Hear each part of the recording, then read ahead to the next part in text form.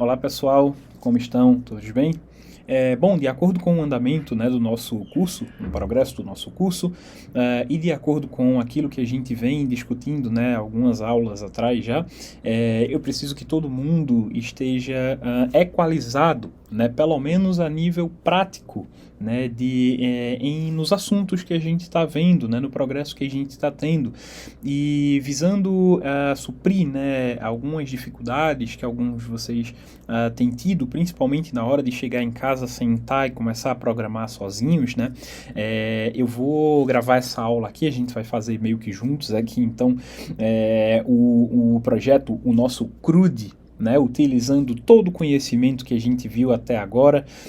Bom, não todo o conhecimento, né, a gente vai aplicar boa parte dos nossos conhecimentos aprendidos aí em JavaScript, né, e no Node.js, no ambiente Node, né, utilizar algumas bibliotecas que o Node oferece para a gente e lidar com algumas questõezinhas, né, como o banco de dados, né, vamos nos conectar ao banco de dados bem rápido, sem precisar ir a fundo, né, no quesito banco de dados, já que a gente vai ter em breve um módulo em relação a isso. Tá? Então a gente vai abstrair essa parte de banco e existem ferramentas perfeitas no ambiente Node, no ecossistema Node, que permitem que a gente abstraia realmente o SQL, né, a parte mais pesada de banco de dados, permitindo que a gente enxergue o nosso propósito, que enxergue o que a gente quer alcançar no final, que é essa API, uma API RESTful, uma API que vai servir para a gente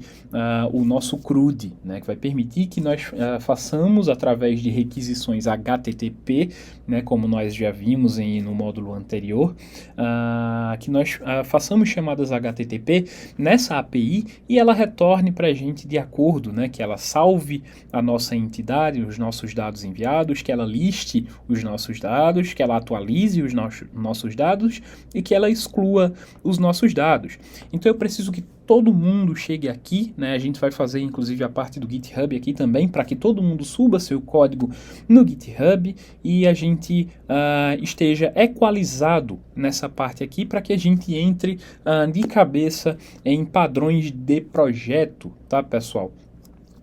Para a gente poder tá todo mundo junto aqui, para a gente poder sentir a dor, aquela dor que eu falei para vocês, né? A dor que o design de projeto, né, vem para resolver. Tá? Então, eu preciso que todo mundo chegue aqui, tá? Então, sem mais delongas, né, já que a gente vai ter bastante conteúdo para ver aqui, bastante prática para executar, eu já tenho aqui uma pasta criada, né? Vocês podem ver aqui que eu tenho uma pasta criada no meu sistema, aula vídeo 19/09/2023, tá? E eu vou dar um ls aqui, vocês vão ver que está vazia, essa pasta está vazia, tá? E a gente vai começar aqui, tá? Eu vou criar uma pasta chamada API, tá? Só que eu não vou criar aqui através do comando mkdir, né, que permite que a gente crie pastas aqui. Eu vou criar essa pasta clonando o nosso repositório base. Tá? Então, vamos continuar utilizando aquele nosso repositório base, tá? Eu vou aqui no GitHub, deixa eu fechar as outras páginas. Vocês já conhecem esse repositório, então deixa eu vir aqui em Softex. Então eu tenho aqui, ó, Softex TypeScript. Né, vocês já conhecem esse repositório, já fizemos esse processo algumas vezes, tá? Vou aumentar um pouco a tela aqui. E esse repositório, pessoal, ele não contém nada demais. Ele contém apenas configurações, aquelas que eu já expliquei para vocês, o ESLint, né, o ESLint, que é o nosso linter, que vai cuidar daquelas regrinhas que são regras que não quebram o nosso código, mas que, porém, deixam o nosso código menos saudável se a gente não cuidar delas, né? Deixa o nosso código mais bonito, mais funcional, mais compreensível, né? E mais normalizado também, tá? Isso é legal quando a gente está trabalhando em equipe, né? E a gente precisa que todos sigam as mesmas regrinhas, né? Ponto e vírgula. Então, o nosso linter vai definir se todo mundo precisa ou não utilizar ponto e vírgula, tá? O número de espaços, né? Ou tabs, para quando a gente faz um if, pula aquela linha e tem o espaçamento ali, né, entre o começo da linha e o começo do nosso código. Então, o nosso linter vai definir essas pequenas regras, que são opcionais no JavaScript, né, no ecossistema JavaScript TypeScript. Essas regras, elas são meio opcionais. Você pode não colocar ponto e vírgula, você pode não colocar espaço, você pode fazer um código todo numa linha só. Então, o nosso linter vai cuidar disso pra gente. Vocês não precisam se preocupar com isso aqui agora, podem abstrair completamente, só saibam por que esse arquivo está aqui, tá? O nosso git ignore, que indica pra gente o que é que a gente não quer subir para o nosso repositório, né? Principalmente nossa pastinha Node Modules, que vai ter todas as nossas dependências, então que pode chegar a 400, 500, 1 GB, é uma pasta que vai ficando bem grande ao passo em que a gente vai desenvolvendo. Então a gente indica o que a gente não quer que seja rastreado pelo nosso repositório nesse arquivo git ignore. Nosso package.json, que indica nossas dependências, né? Ele indica a configuração do nosso projeto Node no geral. Nome do projeto, versão, descrição, nossos scripts, né? Nossas dependências e as nossas dependências de desenvolvimento. Já falamos sobre isso em aula. Quem tiver dúvida, pessoal, inclusive vou fazer um adendo aqui bem rápido. Quem tiver dúvida, abre um app de notas, tá? Abre um app de notas aí agora e anota todas as dúvidas que forem surgindo, tá, pessoal? Novamente, são coisas aqui que vocês podem abstrair, beleza? Só que é sempre legal a leitura. Em algum momento, vocês vão ter que estudar sobre, vocês vão precisar mexer nesse arquivo, vocês vão precisar mexer no linter de vocês, vocês vão querer mexer no linter de vocês, né, configurar da forma que vocês quiserem, logo é inevitável que vocês precisem estudar sobre. Só que, né, a gente trata sempre com muita delicadeza o que é que a gente pode abstrair ou não. Por exemplo, vocês não precisam ir aqui e compreender esse script aqui, né? Vocês não precisam ir na biblioteca ts-node-dev, não precisam entender o que são cada um desses parâmetros, tá? Só precisam entender que quando você rodar npm run dev, você vai ter o seu projeto sendo executado e sendo atualizado a cada vez que você faz alguma alteração no seu código. Esse é o efeito prático que você precisa. Você pode abstrair o funcionamento disso aqui. Só que aí, novamente, é interessante que você vá no ts-node-dev, na documentação, entenda o que está acontecendo, busque alternativas, inclusive, né? Pode ser que tenha uma ferramenta que faz isso aqui muito mais rápido, né? Hoje, certamente, já temos. Então, você pode estar ganhando muito tempo aí, né? E, enfim, né? Tempo e produtividade, beleza? Vamos voltar aqui rapidão no projeto. E lembra de anotar as dúvidas, pessoal. Surgiu qualquer dúvida, anota. Nosso tsconfig.json, ele vai guardar as configurações TypeScript, né, do nosso projeto TypeScript. E aí, pessoal, iremos utilizar TypeScript no projeto, tá? Para a gente já ir se acostumando com a tipagem, já ir se acostumando com as vantagens, inclusive, também do TypeScript, beleza? Então vamos lá. Bom, vocês também podem abstrair, tá, essas configurações do TypeScript. Elas realmente são muitas configurações, como vocês podem ver aqui. Todas elas, inclusive, têm a sua descrição aqui ao lado, né? Quando a gente configura, a gente já configurou juntos um projeto TypeScript. Então, esse arquivo ele é criado automaticamente, tá?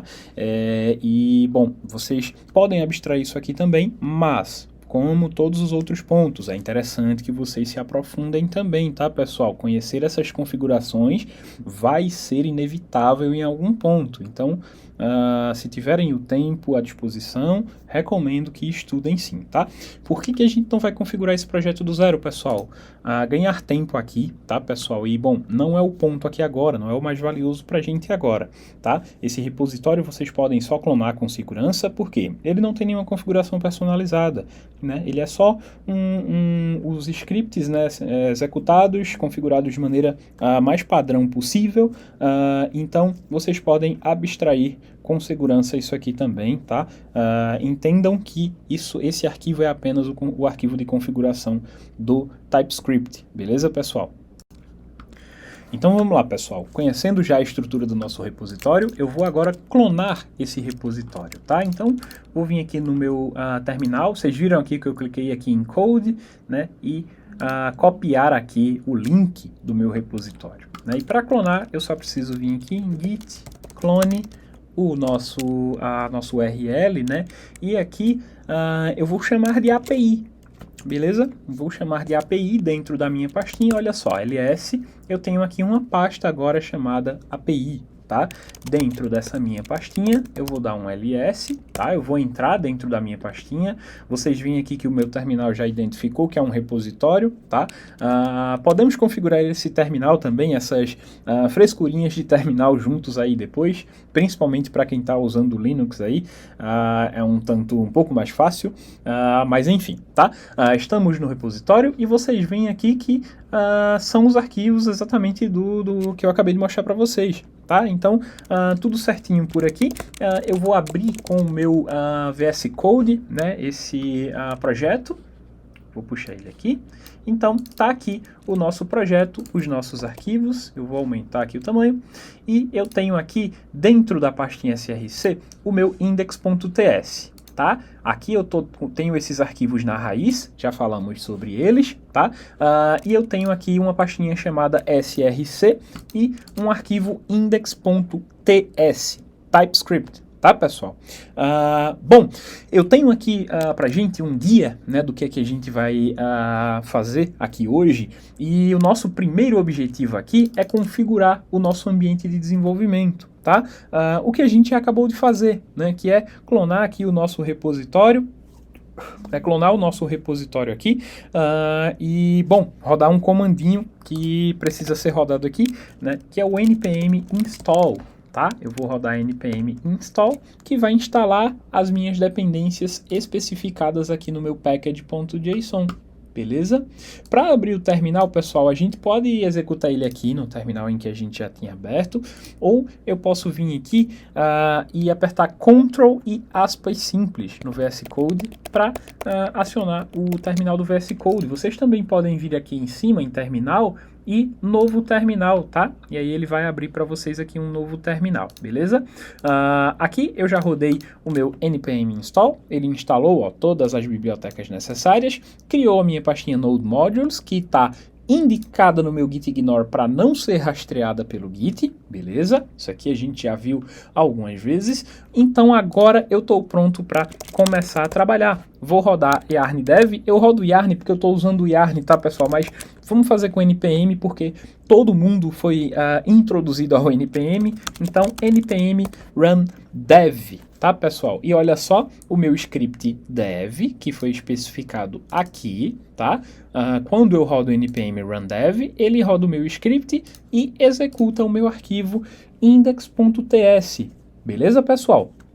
Então, o nosso ambiente de desenvolvimento está configurado. Se eu fizer uma alteração aqui agora, olá mundo, vou salvar e olha só, já foi executado aqui novamente, eu não preciso ficar rodando o npm run dev o tempo todo. Beleza, pessoal? Então, o que a gente vai fazer agora? Subir repositório para o GitHub. Quando vocês clonarem o repositório, né, vocês vão ver que, bom, ele já reconhece como um repositório, só que quando vocês forem fazer aqui um git add, git commit e fazer o git push para enviar, né, as informações para o repositório, vocês vão perceber que vai dar um erro. Por quê? Vocês clonaram do meu repositório e quando vocês fazem um git push, vocês estão tentando enviar para o meu repositório também. Vocês não têm permissão para isso, tá? Vocês precisam enviar para um outro repositório de vocês, beleza? Então, o que é que vocês vão fazer? Vocês vão criar um repositório aí na conta de vocês, tá? Vocês vão vir aqui no GitHub, vão criar um novo repositório, certamente vocês já fizeram isso várias vezes, né? Então eu vou chamar aqui de aula Softex 19/9/2023, ok? Disponível, tranquilo. Aqui eu vou deixar como público, não tem problema, e vou criar esse repositório, tá? Assim que eu criar esse repositório, pessoal, vocês vão receber uma série de instruções aqui, tá? Como a gente já configurou o nosso projeto, não precisamos fazer tudo isso aqui, ok? O que é que a gente precisa fazer? Né? Ó, aqui ele indica, crie um novo repositório na linha de comando ou faça o push, né, em um repositório já existente, o que é o nosso caso. Só que, né, como vocês estão vendo aqui, né, o Git tem esse sistema de remote, tá? Que é o repositório remoto, né? O que é que vai apontar aqui, ó, para nossa URL do GitHub, ok? Então, vocês veem aqui que ele roda git remote add origin, beleza? Só que, como vocês clonaram o meu repositório já remoto, vocês já vão ter um remoto origin. Tá confuso isso, pessoal? Não se preocupem, a gente não falou disso anteriormente e tá tudo bem. Vocês, para o caso de não estarem entendendo, só rodem esses comandos aqui, depois de ter clonado o repositório e entrado na pasta, tá? Vocês vão rodar git remote remove origin. Vamos remover a minha origem, tá? E agora vamos adicionar a origem de vocês com esse comando aqui, tá? Que para cada um de vocês vai ter a URL do repositório de vocês. Então, vou colar esse comando aqui. Perfeito, pessoal. Já temos aqui o repositório configurado. O que é que eu vou fazer? Git add ponto, tá? Vocês podem usar o GitHub Desktop também. Quem já está usando aí não tem problema.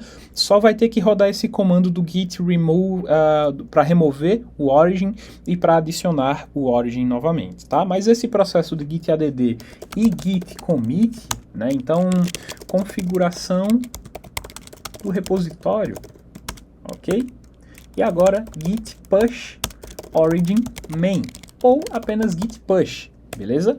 É que às vezes, ó, se eu der só git push, ele vai sugerir esse comando aqui, daí vocês vão rodar esse comando, e agora se vocês rodarem git push, daqui para frente ele vai passar a funcionar, tá? Depois de rodar esse comando aqui. Então olha só, tudo atualizado, né? Aqui ele já fez o push para mim, então quando eu tentei dar o push de novo, tudo atualizado. Se eu voltar aqui agora no meu repositório e atualizar a página, olha só, esse aqui já deve ser o resultado no repositório do GitHub de cada um de vocês, beleza? Então, já temos aqui o nosso GitHub configurado, subir repositório para o GitHub, marcado aqui já, tá? Então, o que a gente vai fazer agora, pessoal, é implementar conexão com o banco de dados. Nas últimas aulas, vocês viram que a gente utilizou o Sequelize, né? Deixa eu voltar aqui para o Chrome. A gente utilizou o Sequelize, tá?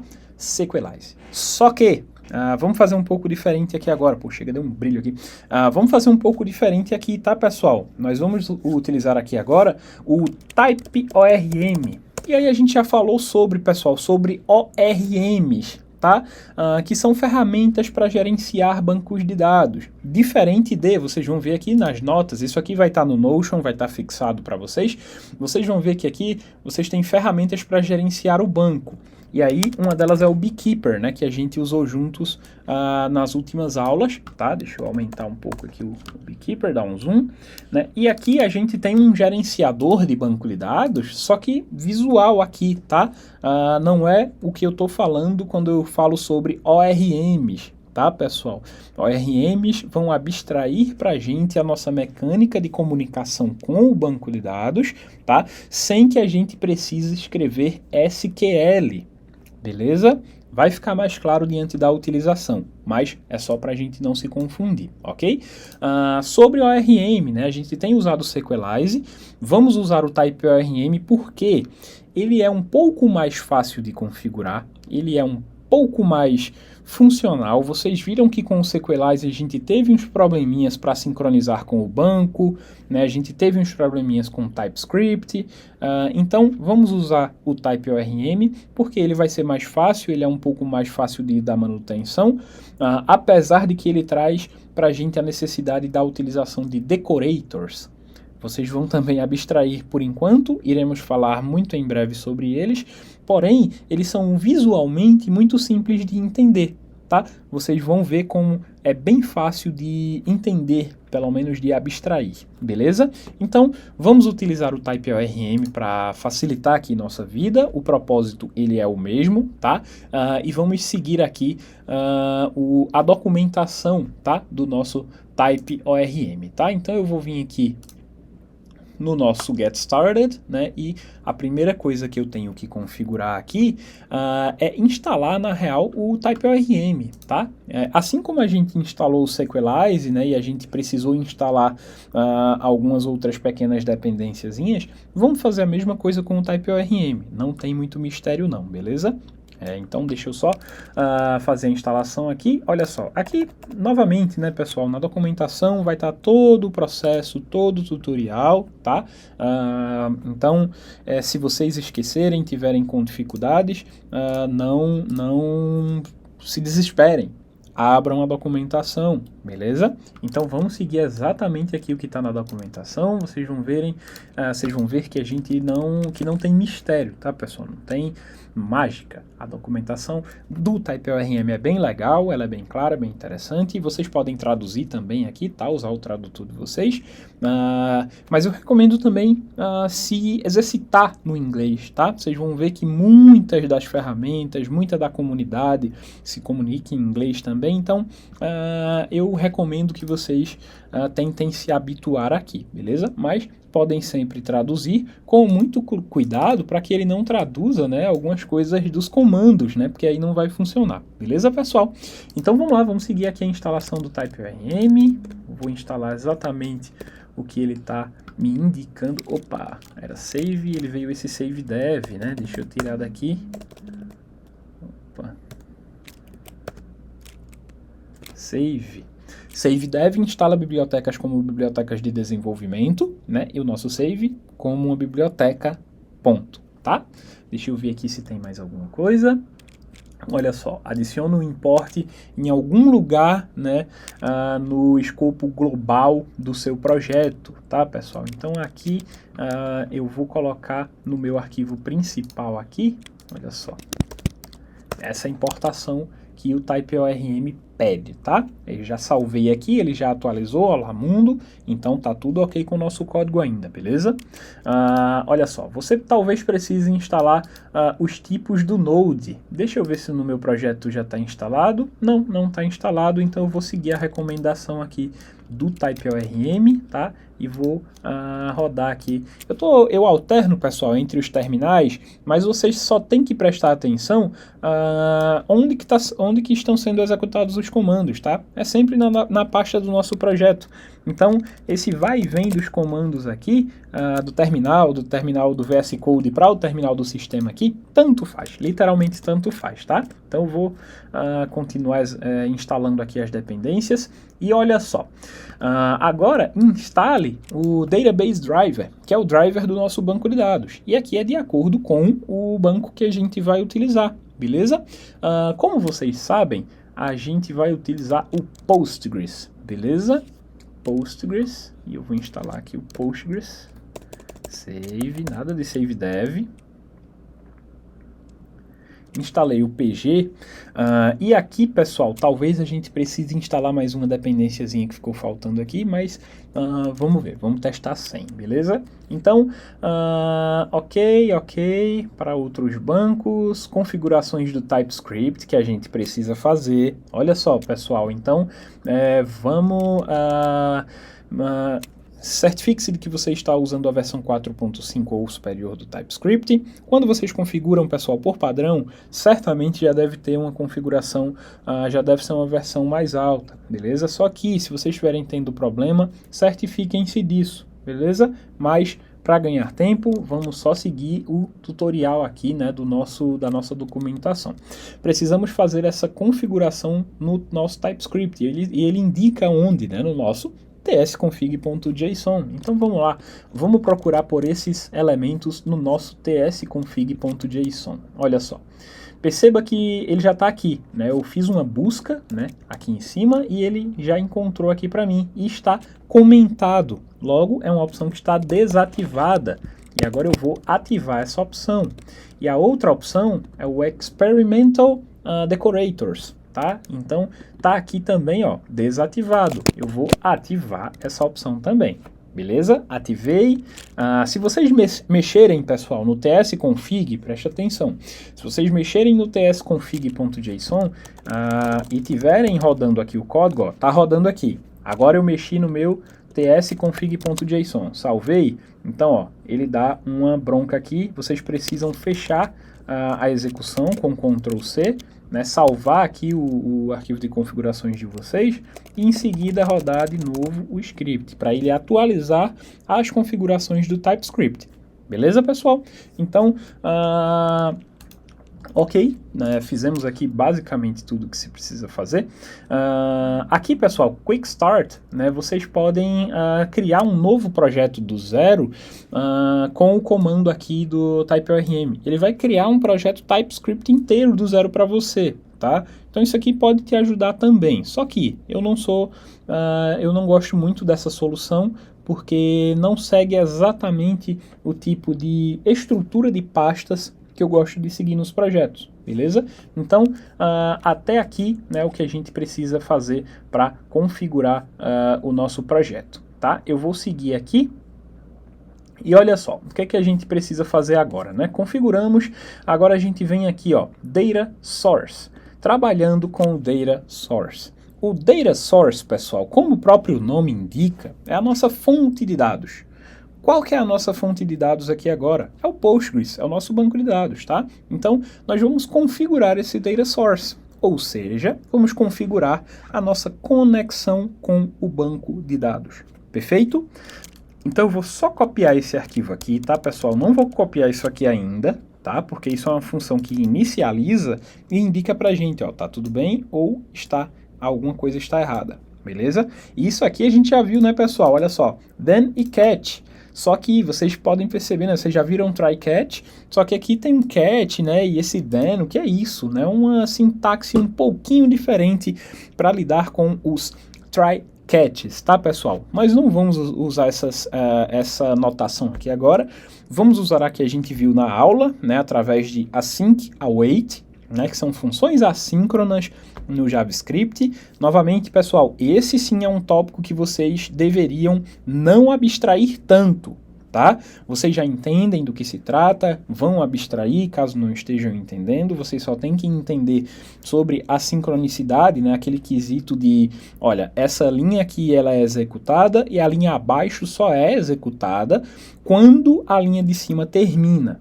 Tá? Porque funções assíncronas, elas são iniciadas e o meu código já vai para a próxima linha, tá? Isso se eu não indicar o await, ou seja, espere a execução dessa função para ir para a próxima linha, beleza? Mas enfim, vamos configurar aqui o nosso App Data Source, tá? Eu copiei aqui, tá? Só essa seçãozinha e agora eu vou no meu projetinho aqui. Tá? Dentro da pasta src, eu vou criar aqui uma pasta chamada database datasource.ts. Beleza? Aqui eu vou colar o meu conteúdo e olha só, tá vendo onde eu tenho aqui o const app data source? O que é que eu vou querer fazer aqui, pessoal? Eu vou adicionar um export, porque eu vou querer usar esse app data source, né, em outros locais do meu código. Beleza? Então, ok, né, configurei aqui. Agora eu vou passar minhas variáveis. Pessoal, ponto muito importante sobre variáveis. Nós vamos colocar aqui a nossa variável diretamente no código só para fins de estudos. Beleza? Quando a gente está fazendo um código que vai para a produção, a gente utiliza uma biblioteca chamada .env, que vai guardar nossas variáveis num arquivo de variáveis de ambiente, tá, pessoal? É uma discussão que não cabe aqui agora, mas ela é muito importante, só não cabe aqui agora. Então, assim, se você tem uma senha, presta atenção aqui agora que isso é muito importante.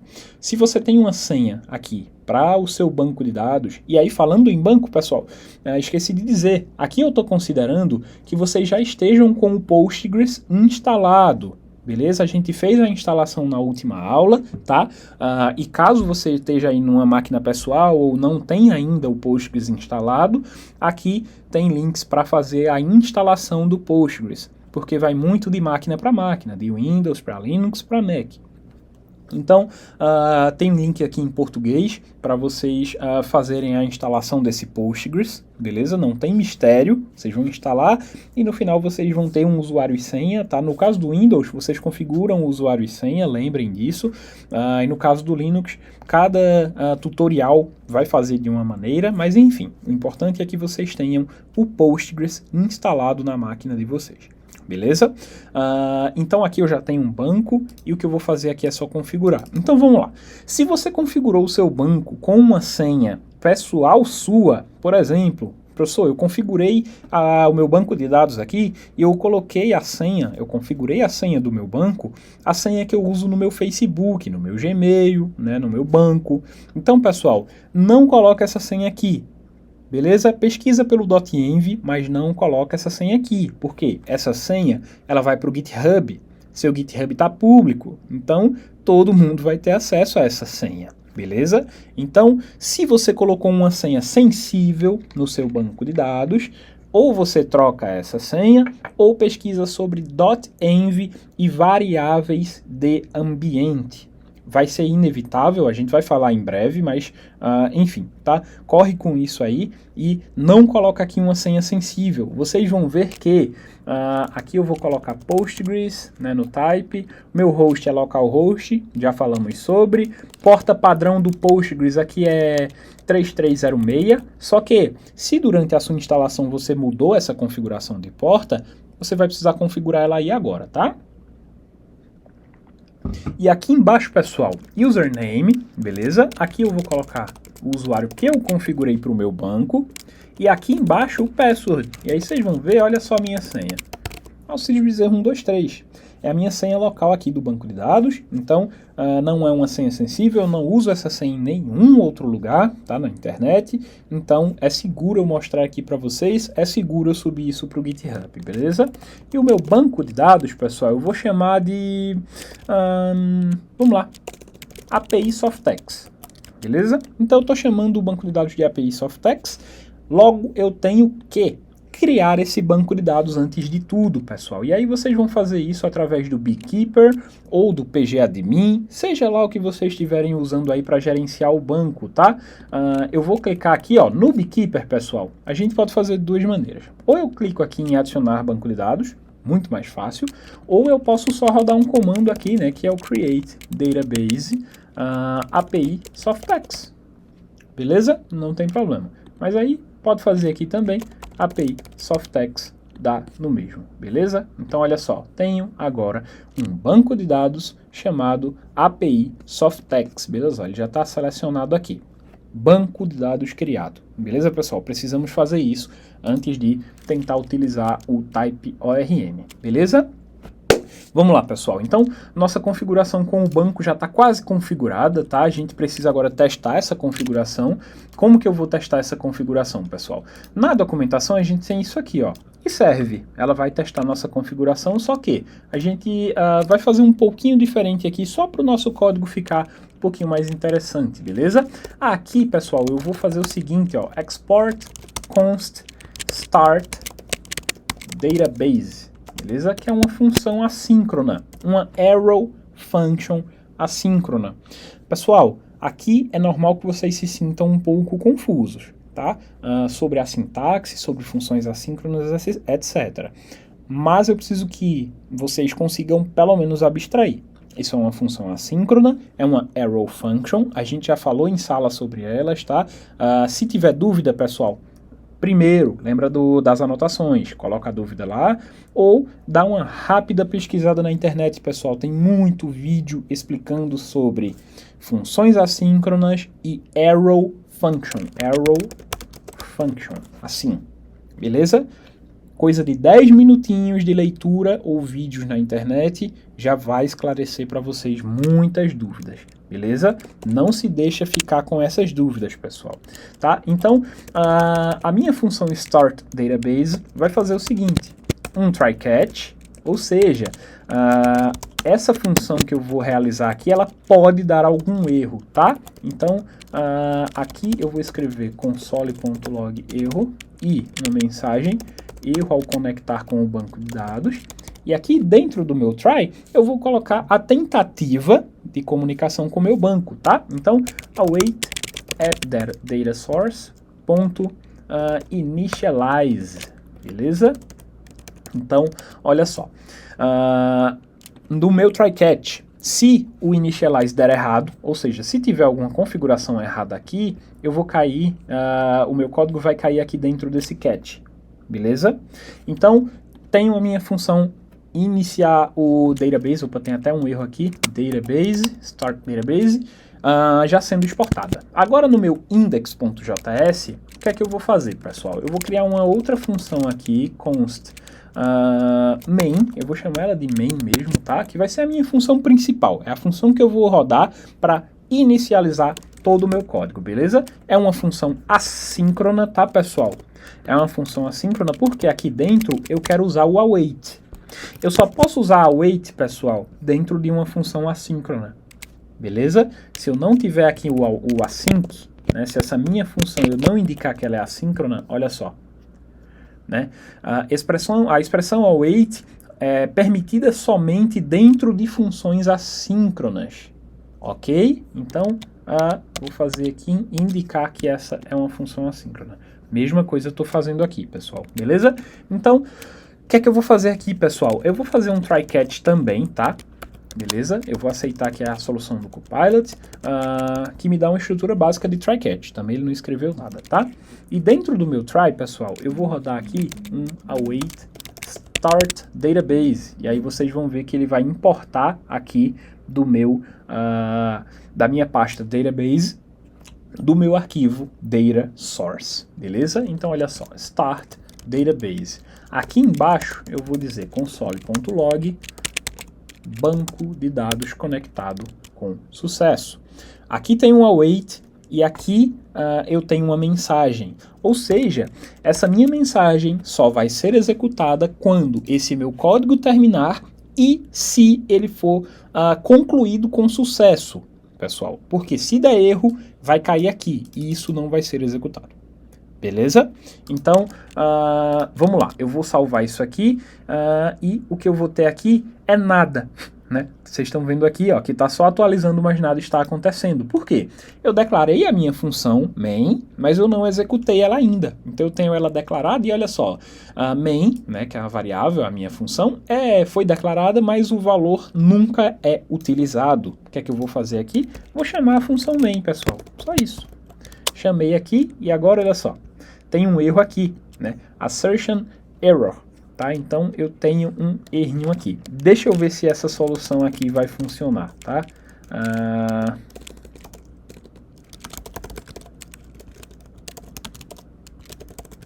Acho que é HStore. Node.js Postgres TypeORM HStore. Deixa eu lembrar aqui o que é, pessoal.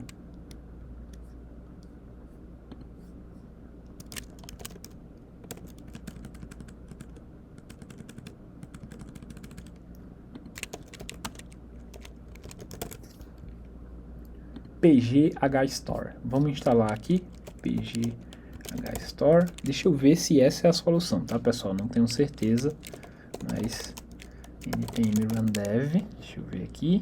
Assertion error. Não. Então eu vou tentar pesquisar isso aqui no Google. Olha aí, pessoal, ao vivo, tá? Problemas que eu nunca enfrentei. Beleza? Deixa eu ver aqui. Não é o Nex, é TypeORM. Opa.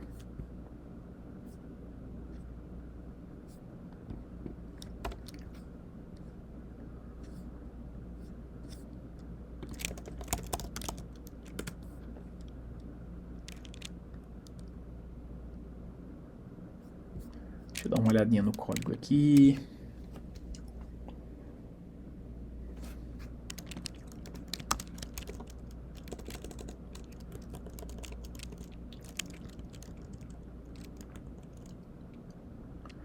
Eu não enxergo nada de errado aqui, pessoal.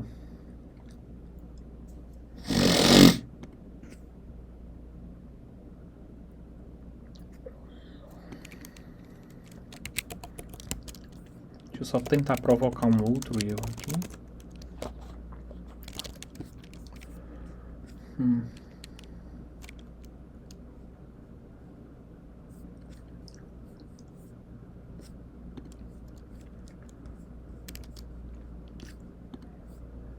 Deixa eu ver o que está acontecendo aqui, pessoal.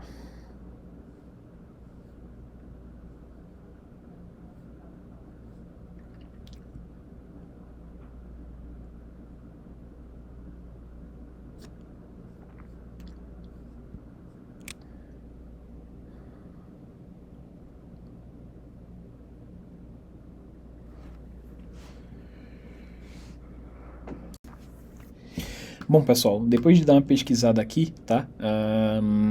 Eu encontrei, né, que o problema, na real, tá na porta, tá?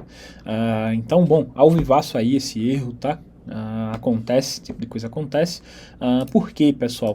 Porta 3306 é a porta padrão do MySQL e não do Postgres, tá? No Postgres a porta padrão é 5432. Mas aí é da máquina de cada um. Por padrão é 5432. Só que na instalação vocês podem ter configurado aí de qualquer outra forma, beleza? Agora eu vou rodar aqui npm run dev, vocês vão ver, olha só. Erro ao conectar com o banco e banco de dados conectado com sucesso também, tá, pessoal? Por quê? Olha só o que aconteceu aqui, pessoal. A nossa função start database, ela é um try catch, beleza? E o que aconteceu aqui? A gente tem erro ao conectar com o banco de dados, né? Apareceu aqui, ou seja, caiu nesse catch, porém não caiu nesse catch aqui. Por quê, pessoal? Temos um try catch dentro de um try catch. Aqui nesse try catch nós lidamos com o erro e não fizemos nada. Como nós tratamos esse erro, aqui nessa função externa nós não teremos um erro disparado, porque nós tratamos esse erro aqui, né? E aí a gente indica, ó, tudo tratado, pode prosseguir como deveria, beleza? O que é que a gente pode fazer, pessoal, quando temos um try catch dentro de um try catch? E a gente quer que o nosso primeiro try catch, o try catch de cima, também seja disparado quando o nosso try catch de baixo é disparado. A gente faz o seguinte, pessoal, a gente trata o nosso erro, faz o que quiser com ele, e aqui a gente coloca essa função aqui, ó, throw error. Então ele vai lançar a exceção para o try catch de cima. Beleza, pessoal? Então aqui, ó, vocês podem ver que a gente tem erro ao se conectar com o banco e aqui nós não temos a mensagem de banco de dados conectado com sucesso, tá? Nós temos somente o erro, né, que veio para a gente do try catch. Só que aqui, pessoal, eu vou simplificar um pouco, tá? Eu vou deixar apenas... Na real, eu vou fazer o seguinte, pessoal. Eu vou excluir isso aqui e aqui eu vou importar direto, eu vou rodar await appDataSource.initialize, beleza?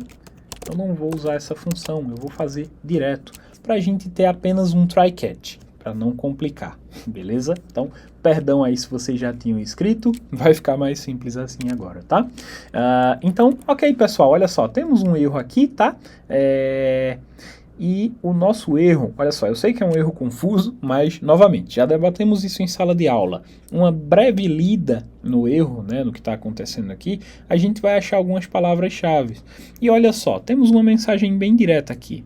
Database API Softtext 2 não existe. Eu fiz o teste aqui, né, para colocar, para lançar um erro, para tentar investigar o problema, e mudei aqui o nome do banco. Então eu vou mudar para o nome correto do banco e olha só o que a gente tem agora, pessoal. Eu vou até npm run dev e olha só, banco de dados conectado com sucesso, pessoal, beleza? Então configuramos aqui o nosso banco. Só que não vamos marcar aqui ainda, né, implementar conexão com o banco. Precisamos ainda, na real, vamos marcar aqui implementar conexão com o banco, pois conectamos de fato com o nosso banco de dados. O que é um bom hábito, pessoal? Fizemos a nossa task, chegamos a um novo nível aqui do nosso código, tá? Tá tudo funcionando, tá tudo ok. O que é um bom hábito? Git add.git commit, né? Então, ó, configuração, git commit, configuração do banco de dados. Vou fazer um commit, pessoal, e um git push. Mandei aqui para o meu repositório, então, ó, tá tudo salvo aqui agora, pessoal, no meu repositório, beleza? Olha só, configuração do banco de dados, tá? Acabei de fazer aqui o commitzinho, tá tudo salvo agora. Se eu fizer alguma besteira daqui para frente, tá tudo bem, eu só vou lá no meu repositório, clono de novo e tá tudo certo, beleza?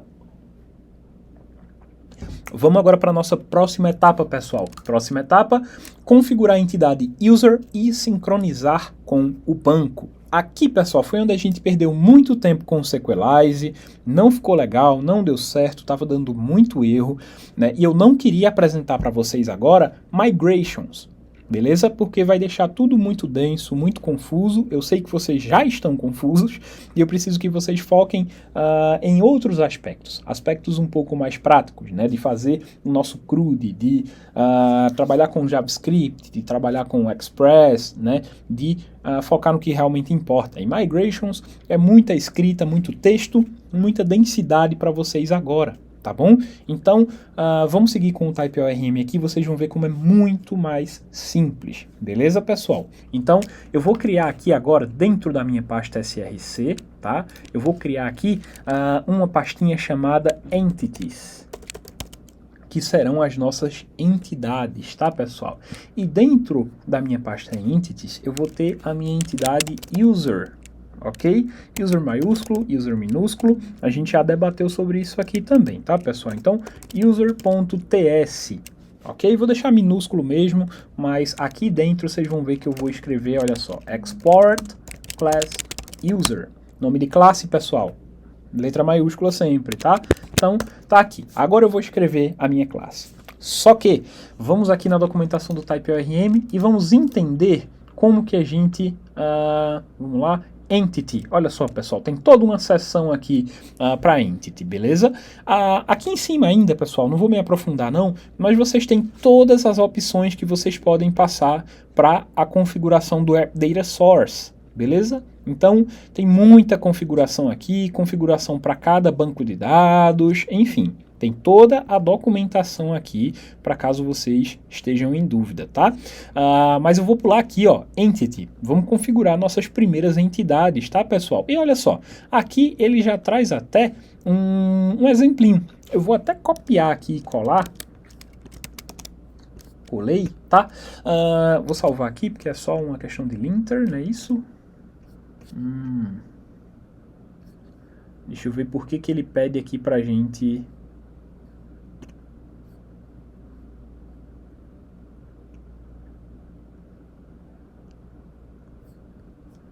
Ele está pedindo para a gente inicializar, pessoal. Esse é um erro que acontece, né? Porque, como vocês sabem, precisamos de um construtor de classe, etc, etc. Não no caso do TypeORM, porque essa classe ela não vai ter esse comportamento padrão aqui, não. Tá? Aquele comportamento padrão de construtor e tal.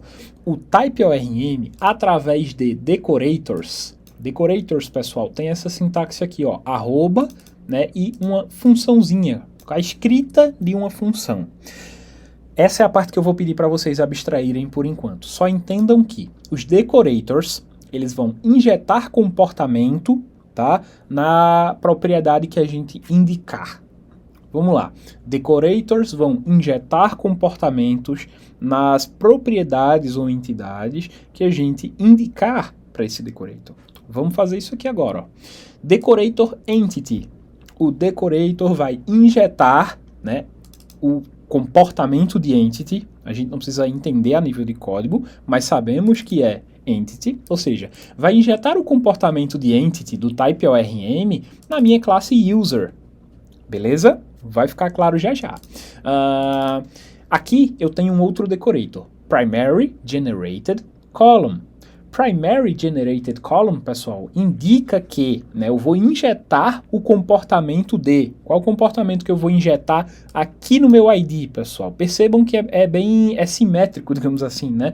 A gente indica o decorator e logo abaixo indica o que é que a gente quer que seja, onde a gente quer que o comportamento seja injetado. Ou seja, estamos injetando o comportamento de uma entidade do type ORM na classe User. Estamos injetando o comportamento de coluna na propriedade firstName. Estamos injetando o comportamento de coluna na classe lastName, na propriedade lastName. E assim vai, tá? Então, o que vocês precisam entender de decorators por enquanto é isso, tá? Mas se tiverem dúvidas, pessoal, anota aí, manda para mim, ou a pesquisada rápida. No YouTube e no Google, TypeScript Decorators vai trazer para vocês desde um vídeo no YouTube com aquela explicação mais abstrata, sem ir muito a fundo, até a documentação do TypeScript de Decorators, Design Pattern, para vocês irem bem longe, beleza? Mas espero que todo mundo tenha entendido, pelo menos da forma abstrata, tá? Que o meu decorator vai injetar comportamento aqui na minha classe, tá? O meu decorator vai injetar comportamento no meu ID. Beleza? Então, vamos lá. Deixa eu tentar resolver esse erro aqui, tá? Sobre property has no initializer. Eu vou copiar só essa parte do erro. Eu vou colocar type ORM property has no initializer. Então, deixa eu ver aqui. Olha só. É só uma configuração no TypeScript que a gente precisa fazer, pessoal. Essa configuração aqui precisa ser false, tá? Então, deixa eu voltar aqui no meu tsconfig, eu vou pesquisar pela propriedade e eu vou ativar. Na real, eu vou deixar isso aqui false. E aqui, pessoal, olha só. Strict Property Initialization. Beleza? Ou seja, né, a gente quer que a inicialização das propriedades seja estrita, né? A gente precisa inicializar as nossas propriedades num construtor. Aqui a gente indica que isso vai ser falso. Ou seja, não precisamos, né, a gente está dizendo para o TypeScript, ó, não força, tá, a inicialização das minhas variáveis, beleza? Eu vou salvar aqui agora, vou voltar aqui no meu código e olha só, tudo resolvidinho, beleza? Deixa eu só mudar aqui. Eu vou deixar só name, eu vou colocar aqui e-mail, beleza? E só, pessoal, por enquanto, nome e e-mail, beleza? Na real, para a gente já colocar um ganchinho aqui, eu vou colocar password, tá? Meu usuário vai ter um ID, e aqui, pessoal, olha só, Primary Generated Column vai injetar para a gente o comportamento automático de essa minha chave primária, e aí a gente vai entender isso melhor em banco de dados, mas vocês sabem que numa lista de usuários, ou de qualquer outra entidade, né, de quase qualquer outra entidade, nós temos cada usuário com o seu ID, o seu ID, beleza? Usuário 1, usuário 2, usuário 3. Esse ID, ele é único, obviamente, né? Essa chave primária, ela vai ser única. Então, para cada novo usuário, eu vou ter um novo ID, um novo ID, beleza? Esse meu decorator, pessoal, ele vai injetar esse comportamento na minha propriedade ID. Então, ele vai fazer tudo isso para a gente. Vocês vão ver na prática, beleza? Aqui o decorator column indica que nome é uma propriedade, uma coluna no meu banco de dados também, beleza? Vocês vão ver aqui, pessoal, vou fazer o seguinte, ó. Eu vou colocar aqui CPF string sem decorator aqui, tá? Ou seja, eu não vou ter nada sendo injetado na minha propriedade CPF, beleza? A gente vai ver no que é que isso vai dar.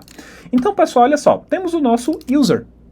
Beleza? A próxima etapa aqui, né, configurar a entidade user, ok? Entidade user configurada. Aqui, inclusive, pessoal, só um adendo, eu consigo passar parâmetros também, tá? E aqui eu vou chamar, o parâmetro que eu passo aqui no caso de entity, do decorator entity, é o nome da tabela. Eu vou chamar minha tabela de users, beleza? A tabela, pessoal, essa é a tabela no banco de dados. Beleza? Vocês vão ver o efeito lá quando a gente for sincronizar isso aqui. E o próximo ponto é sincronizar com o banco. Ou seja, eu preciso indicar que o meu user, a minha entidade user, precisa ser sincronizada com o banco, né? Eu preciso que essas informações aqui sejam refletidas no meu banco de dados. Beleza? Vamos fazer isso agora. Como que a gente faz isso, pessoal? O nosso App Data Source, tá? Ele é o ponto central das nossas configurações do banco de dados, tá? Do nosso ORM. E aqui, pessoal, ele recebe um parâmetro, que é o parâmetro Entities. A gente vai indicar quais são as nossas entidades. O Copilot já deu uma bela trapaçada aqui, né? Uma bela trapaceada, e já me mandou aqui um snippetzinho, tá? Só que vamos fazer um pouquinho mais simples aqui. Vamos dizer que isso aqui é um array vazio, tá? Olha só, um array vazio.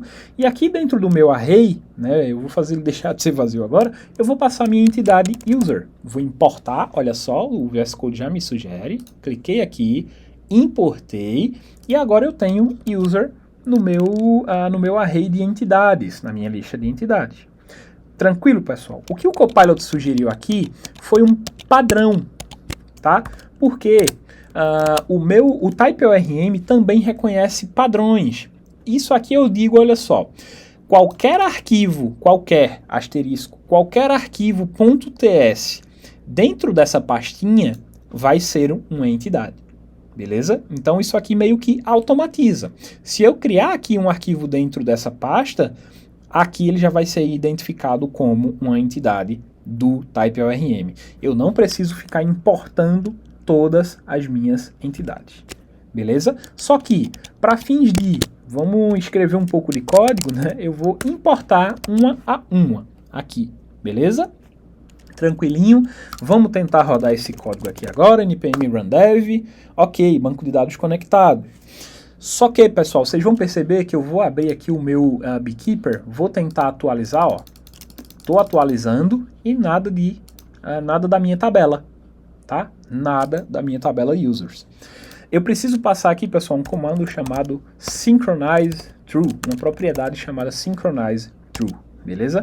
Que vai sincronizar, indica que eu quero sincronizar isso aqui. Em aula, a gente já discutiu sobre isso, sobre esse synchronize, os altíssimos riscos desse synchronize, mas para fins de estudo, eles vão servir bem. Até a gente aprender sobre migrations e fazer isso da forma certa, tudo bem? Então, olha só, se o meu código rodou, certamente quer dizer que o synchronize funcionou. Deixa eu só desconectar aqui, vou para outro banco rapidão aqui e vou voltar para o API Softex. E olha só, pessoal, atualizando aqui, eu já tenho a minha tabela users. E olha só a minha tabela users, pessoal, com o meu ID, com o meu name, com o meu e-mail e com o meu password.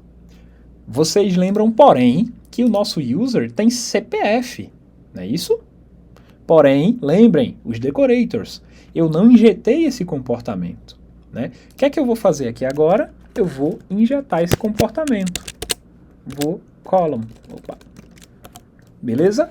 Vou salvar, meu código vai reiniciar, eu vou vir aqui no meu banco agora, tá? Vou fechar aqui, vou dar 2 cliques e olha só meu CPFzinho já. Olha como é fácil, pessoal, a gente adicionar uma propriedade no banco, né? Muito fácil. Qualquer coisa que eu adicionar aqui com o decorator column, então phone, telefone do cara, vou salvar, salvou e olha só, atualizei, phone, beleza? Vou remover aqui o phone, salvei, vou vir aqui, não mais phone. Beleza, pessoal? Agora sim, percebam como isso é perigoso, né? Percebam que eu só removi aqui e uma coluna inteira do meu banco foi deletada. Se eu tivesse telefones de clientes aqui, entendem o risco, né? Então, beleza, pessoal. Configuramos nossa entidade e sincronizamos com o nosso banco de dados. Perfeito, pessoal. Tá? Então agora vamos para o próximo passo. Vamos configurar o nosso Express, beleza? Já fizemos isso várias vezes em sala, então vamos lá, vai ser bem rapidinho. Vou fechar aqui os arquivos, vou deixar só o nosso index.ts aqui, ok? Vamos configurar o nosso Express. Beleza, pessoal? Para a gente poder fazer requisições HTTP nessa API e se utilizar dessa nossa conexão com o banco. Beleza? Então, no meu terminal aqui, eu vou cancelar a execução aqui, Ctrl C, para eu poder instalar npm install express. Beleza? Está instalado o meu Express. Vou instalar, lembra lá, npm install @types/express. save dev. Instalar os tipos do Express, pessoal, tá? Para que a gente possa ter o autocompletar bonitinho e para que o TypeScript não fique chorando, beleza? Então, ok, já está instalado o nosso Express. E como vocês lembram, pessoal, o Express ele é muito simples de configurar, tá? No meu arquivo index aqui, eu vou fazer o seguinte, pessoal. Bom, para deixar mais bonitinho, para vocês já terem um código muito mais caprichadinho, eu vou criar aqui dentro da pasta src, presta atenção nas pastas, pessoal, é fácil se confundir aqui no VS Code, tá? Dentro da pasta src eu vou criar app.ts e vou configurar o meu Express aqui, beleza? Então vamos lá, import express from express. Eu vou criar uma variável app chamada express, né, que chama a função aqui express. Já fizemos isso muitas vezes, tá, pessoal? Não era para ter dúvida aqui, mas se tiver, anota, manda para mim, beleza? E agora, pessoal, vamos fazer algumas outras configurações. Deixa eu desligar aqui o Copilot por enquanto, tá? Vou desligar ele aqui para ele não ficar sugerindo coisas e atrapalhando, tá?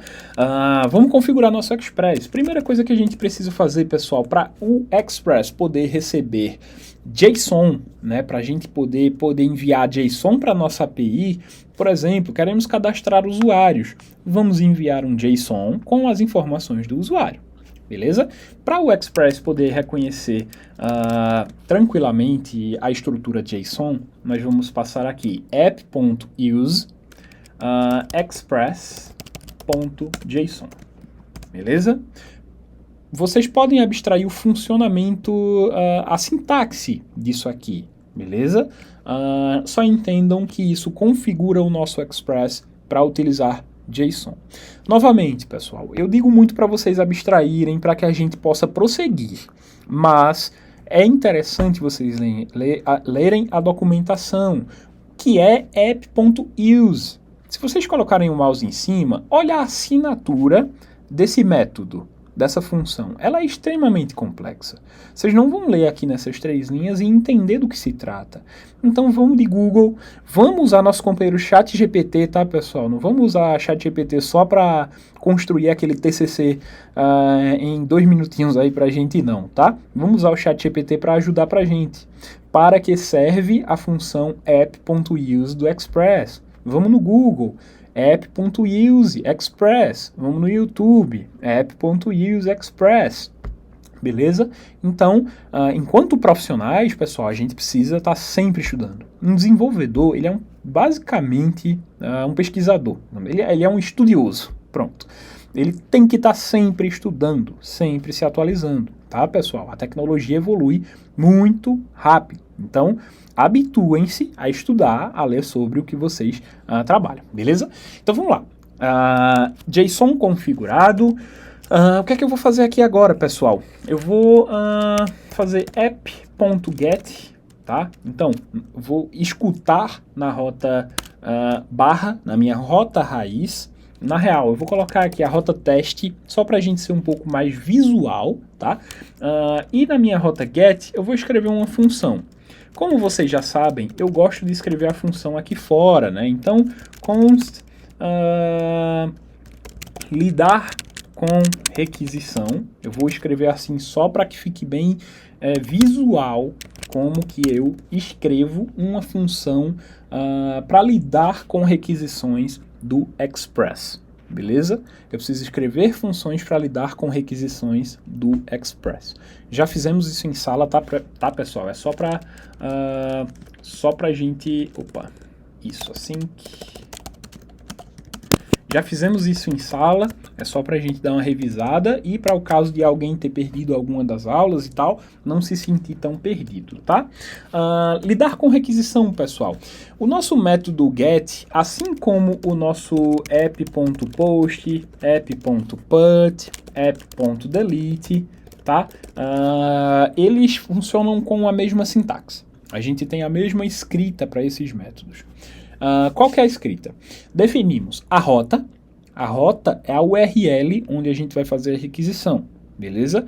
E o comportamento dessa requisição. Precisamos dizer o que é que essa função vai fazer, né? Quando o usuário chamar uma requisição HTTP GET na minha API, nessa rota, eu preciso programar, né, o comportamento dessa requisição, beleza? Então, o que é que eu vou fazer aqui? Eu vou programar o comportamento dessa requisição. E essa função, pessoal, a gente escreve essa função com a seguinte assinatura. Lidar com requisição, não precisa, o nome pode ser qualquer nome, a gente vai entender isso melhor, mas aqui na assinatura do método eu vou receber dois parâmetros, rec de request, e aí presta atenção para importar request do lugar certo, pessoal, importa request do Express, beleza? E res, que é do tipo response, os dois do Express, pessoal, beleza? Vou salvar aqui. O que é que ele tá me...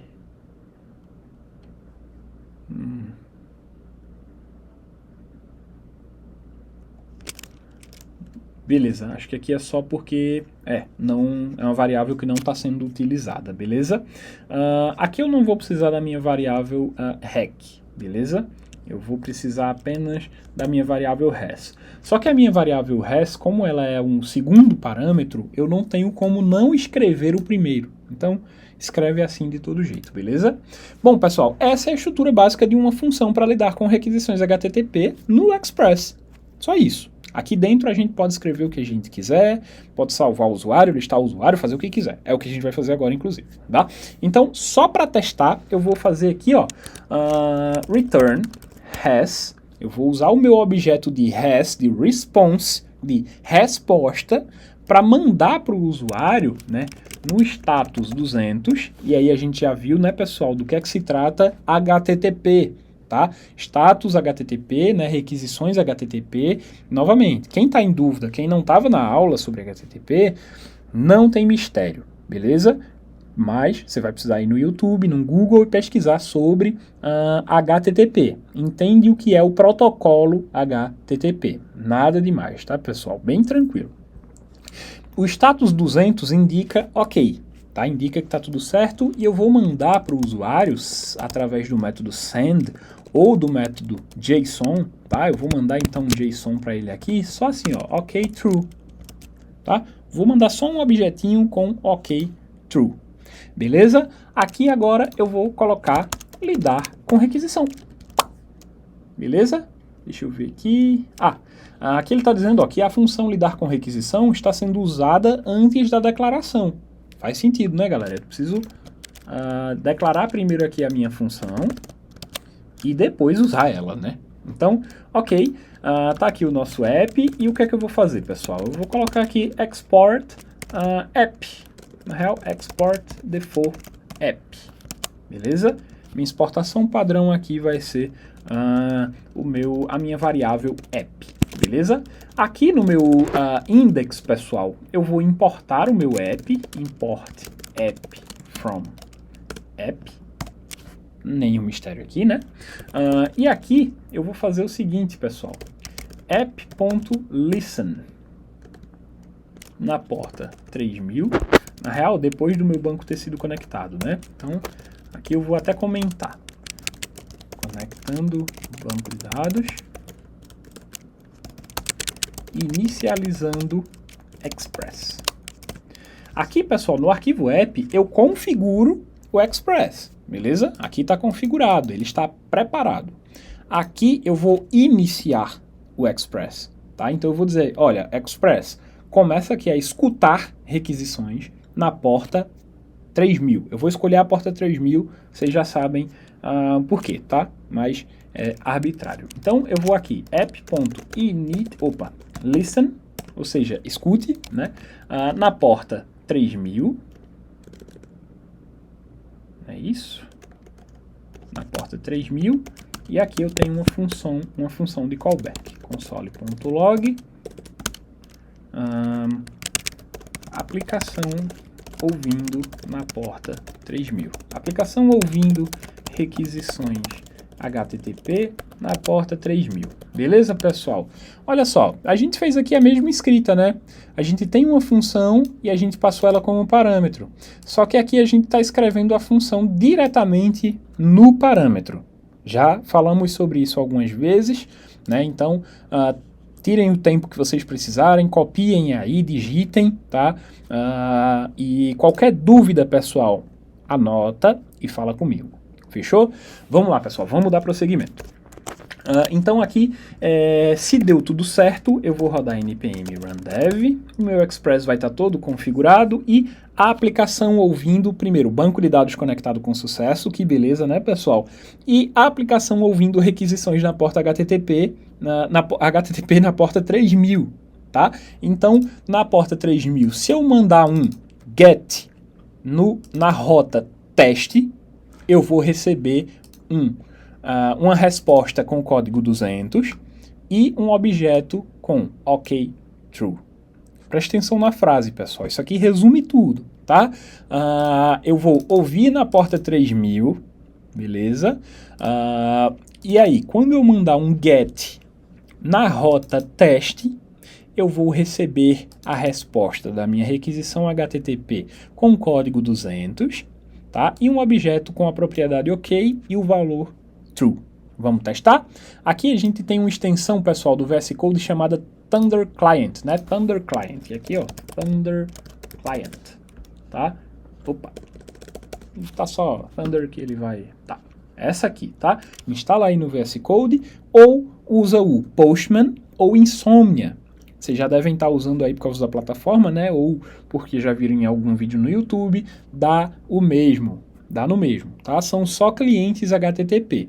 Isso aqui é igual ao Insomnia, é igual ao Postman, beleza? Então, aqui, deixa eu vir aqui no Thunder Client, tá? Eu vou clicar aqui, eu não vou nem começar aqui, eu vou clicar em New Request, tá? Vou apagar aqui e olha só, pessoal, eu posso escolher qual método HTTP eu quero fazer, né?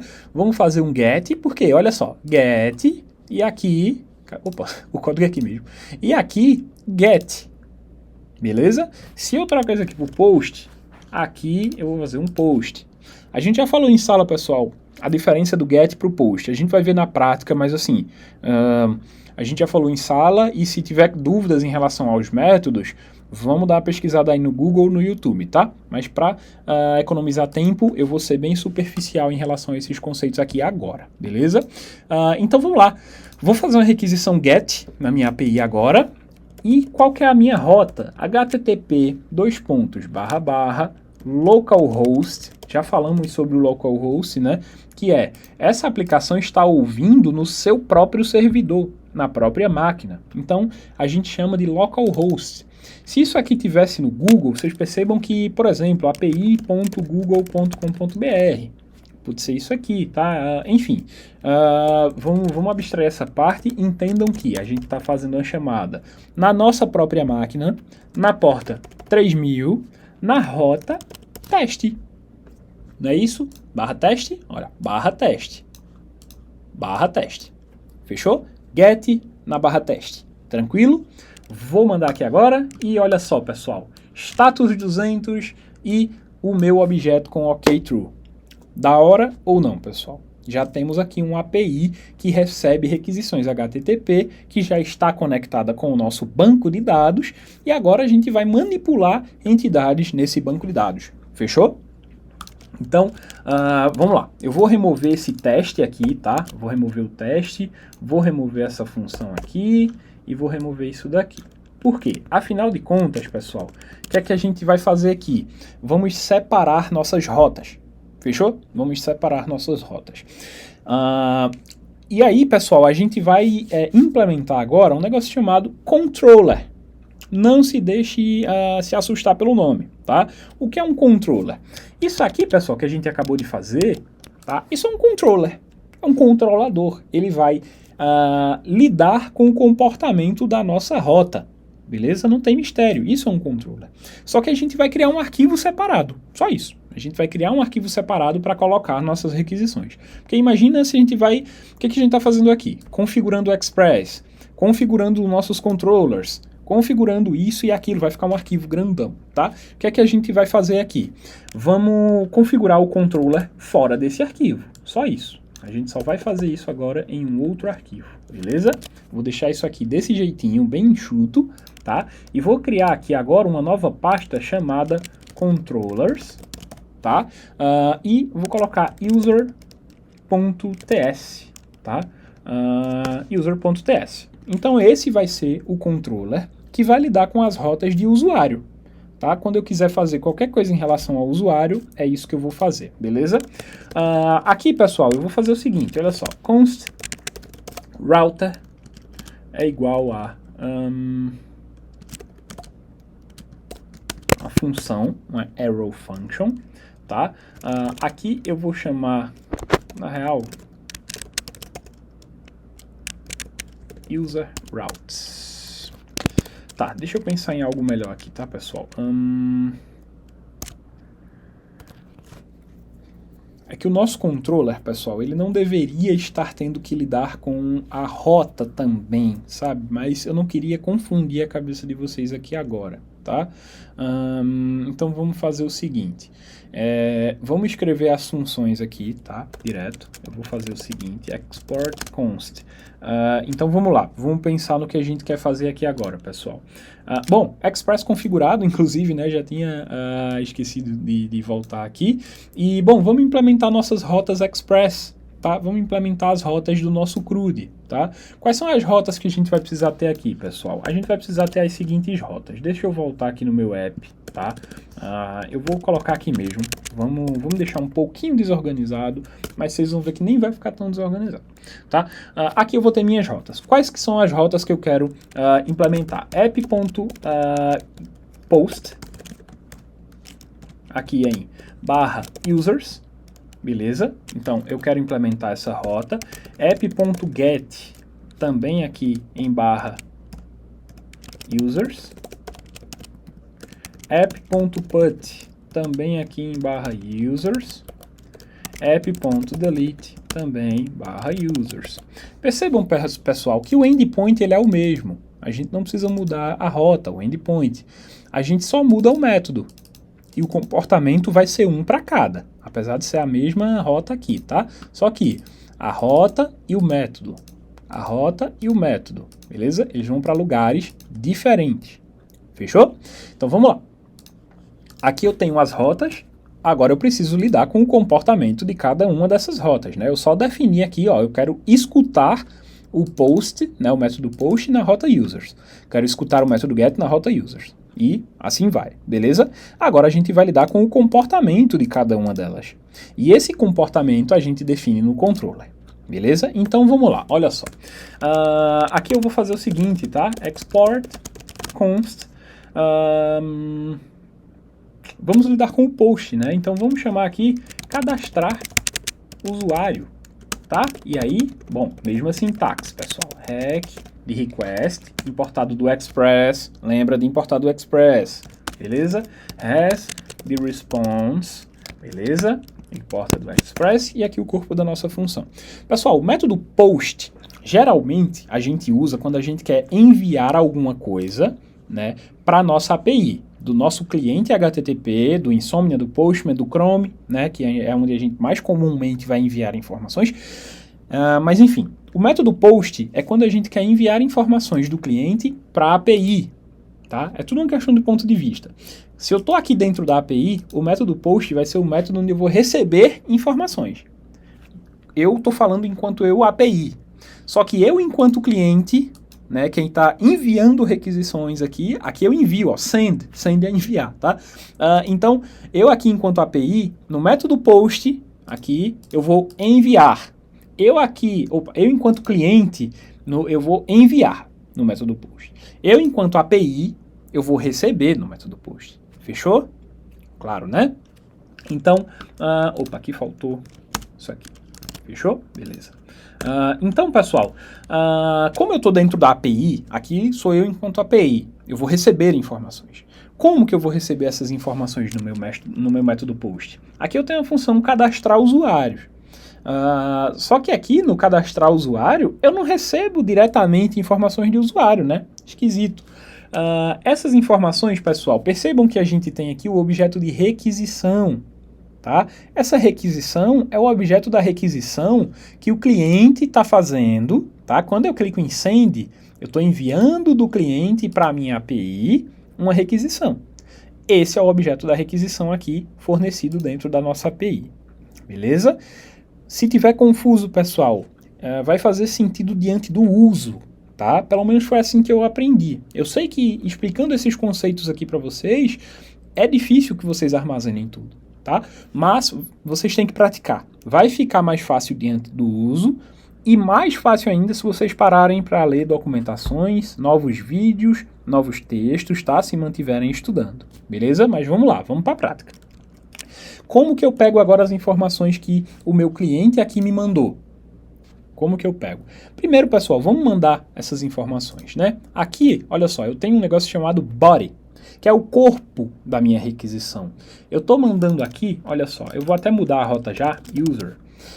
Eu vou fazer um post na rota users, beleza? Nesse post, o que é que eu vou postar, né? A gente pode realmente traduzir assim. O que é que eu vou postar nesse meu método post? O corpo da requisição é o que eu vou postar, beleza? O que eu vou postar nessa requisição vai ser definido aqui no body, no corpo da requisição. E o meu corpo, ele pode ter vários formatos, pessoal, olha só. Tá? Porque eu posso mandar aqui, inclusive, uma imagem, um formulário, enfim, né? São tipos de dados. Para os nossos fins, iremos utilizar o JSON, óbvio, porque a gente configurou, inclusive, ó, nosso Express para receber JSON. Então, aqui no cliente, eu posso mandar JSON. Então, vamos mandar aqui os nossos dados de usuário, name, né? Então, vou cadastrar aqui o meu nome, meu e-mail, beleza? E uma senha bem segura aqui, né? 1, 2, 3, 1, 2, 3. Show! Então, beleza. É isso aqui que eu quero mandar, né, para a API. Então, beleza. Estou mandando aqui o JSON. Como que eu recupero esses dados aqui agora? Quando o usuário mandar, como que eu pego esses dados? Esses dados, pessoal, eles vão estar todos dentro dessa variável aqui, ó, rec, aqui da minha variável rec.body. Ok? Vamos testar isso aqui? Vamos fazer o seguinte, console.log rec.body. E aqui, este é o corpo da requisição. Fechou? E aqui eu preciso retornar algo para o usuário, tá? Para ele não ficar esperando. hash.send 200, .status 200.send ou .json. Eu vou devolver para ele também um JSON, tá, pessoal? Ok, true. Beleza? Tranquilo? Então, ó, minha função cadastrar usuário já está aqui basicamente implementada, tá? Eu vou agora definir aqui na minha rota que quando no meu método post, na minha rota users, eu vou rodar a função cadastrar usuário. Olha que simples, pessoal. Bem simples, né? Bem curtinho, bem enxuto. E agora, quando eu postar no método na rota users, tá? Ele vai executar essa função. Vamos testar? Olha só, este é o corpo da requisição e estão aqui os dados que a gente definiu aqui. Beleza? O que é que a gente tem que fazer agora, pessoal? Salvar esse cara num banco de dados. Como que a gente faz isso? Vamos lá. Para salvar no banco, pessoal, eu vou chamar aqui, olha só. Primeiro, o que é que eu vou fazer? Quando a gente já discutiu em sala, né? Quando eu vou realizar uma operação que pode dar errado, o que é que eu tenho que fazer? Um try catch, né, pessoal? Eu gosto de escrever primeiro a estrutura, tá? Porque ele não fica me dando erro. Tá? Então, olha só, console.log erro, porque eu quero saber, enquanto desenvolvedor, o que é esse erro, tá? Erro ao cadastrar usuário. Só que, pessoal, aqui eu vou retornar para o usuário, return, res.status, e aqui eu já não mando 200, porque aqui deu erro, né, pessoal? Então eu vou mandar um erro 400 aqui, né? Vamos mandar um erro 500 na real. Estudem sobre o código de erro. Isso aqui é totalmente irrelevante. Se você colocar 400 ou 500, não é totalmente irrelevante, tá? Perdão. Mas a gente pode escolher que código de erro mandar aqui, tá? Eu vou mandar um erro 500, que é um erro interno no servidor. É quando não se sabe exatamente o que aconteceu. Então você manda um erro 500 para o usuário. Beleza?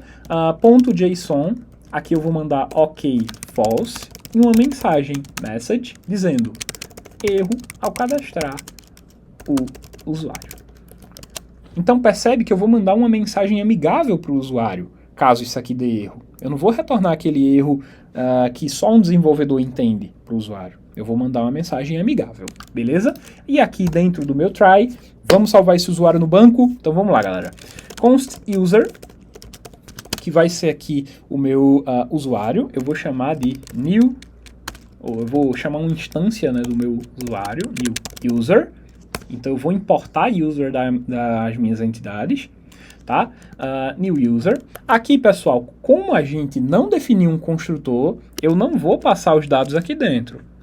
Fechado? O que é que eu vou fazer? Meu user vem vazio e eu vou dizer user.name é igual a rec.body.name. User.email é igual a rec.body.email. Porque a gente recebeu aqui, né? A gente sabe que rec.body é isso aqui. Então, user.password é igual a rec.body.password. Beleza? E agora o que é que eu faço, pessoal? Aqui eu chamei uma instância de usuário, mas isso aqui não salva no banco ainda, tá? O que é que eu vou fazer para salvar no banco?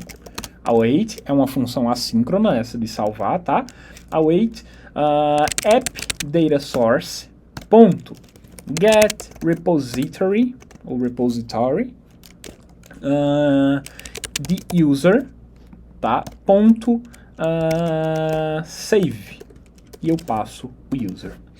Pessoal, essa linha aqui, tá? Ela pode ser um pouquinho confusa, principalmente nessa partezinha aqui. Tá? O que é get repository ou get repository? Get repository, pessoal, a gente indica para o type ORM, a gente pede para o type ORM, olha, me dá o repositório, e aí vamos abstrair do que é que se trata esse repositório a um nível mais profundo e vamos pensar nesse repositório como sendo a nossa ponte entre o nosso código e o banco de dados através do type ORM. Tá?